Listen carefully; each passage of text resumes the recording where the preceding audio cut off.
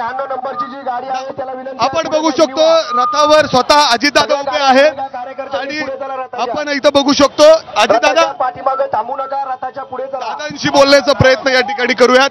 दादा, विश्वास वाटतो आपल्या उमेदवाराचा विजय होईल?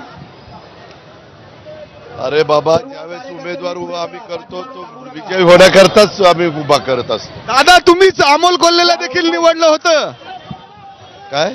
अमोल कोल्हेला देखील तुम्हीच निवडलं होतं तेव्हा.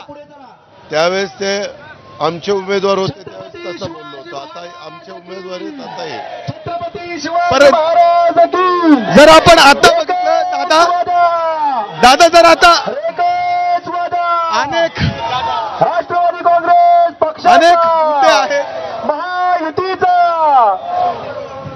दादा, अनेक मुद्दे आहेत आता शिरूरमध्ये उपस्थित केले जात आहेत. कशा पद्धतीने पूर्ण होतील? हे सगळे पूर्ण होतील व्यवस्थितपणे. त्यामध्ये अतिशय नियोजनबद्ध पद्धतीने ह्या सगळ्या गोष्टी केल्या जातील.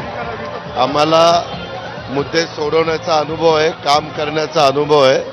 देश पातळीवर नरेंद्र मोदी साहेबांचं सरकार तिसऱ्यांदा आल्यानंतर राज्यातनं एकनाथराव शिंदे, देवेंद्रजी, मी आम्ही इकडनं मदत करू, तिकडनं त्यांची मदत येईल आणि अशा पद्धतीनं शिरूर लोकसभा मतदारसंघाचा सर्वांगीण विकास करण्याचा आम्ही प्रयत्न.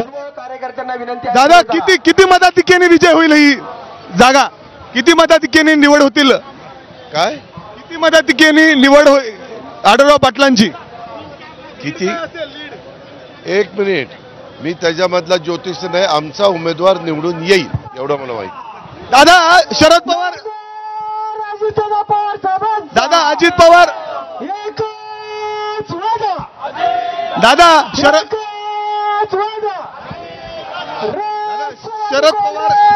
शरद पवार गटाचं आज जाहीरनामा प्रकाशित झालाय. शरद पवार गटाचा. त्यांनी काय जाहीरनामा प्रसिद्ध करावा त्याचा अधिकार.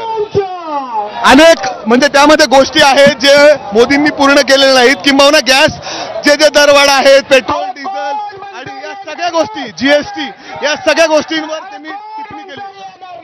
मला त्याबद्दल मी वाचलाच नाही, तर मी काय कॉमेंट्स करणार? गॅस दरवाढीच्या संदर्भात मी वाचल्याशिवाय काही बोलणार. जर आपण बघितलं या ठिकाणी पोहोचलेले वातावरण आपल्याला या ठिकाणी दिसतंय आणि पूर्ण विश्वासाने या ठिकाणी शिरूर लोकसभा मतदारसंघातील त्यांचा उमेदवार विजय होईल असा विश्वास या ठिकाणी अजित पवार दर्शवत आहेत. आणि यासाठी आज उमेदवारीचा अर्ज भरायचा आहे आणि एका अर्थाने शक्ती प्रदर्शन या ठिकाणी होतोय. कॅमेरामॅन अमोल गवाळेसह मी मिकी घेईल, एबीपी माझा, पुणे. तर पुण्यामध्ये महायुतीचं सगळीकडे जोरदार शक्ती प्रदर्शन आपल्याला दिसून येतंय. दुसरीकडे आपण बघतोय की अजित पवार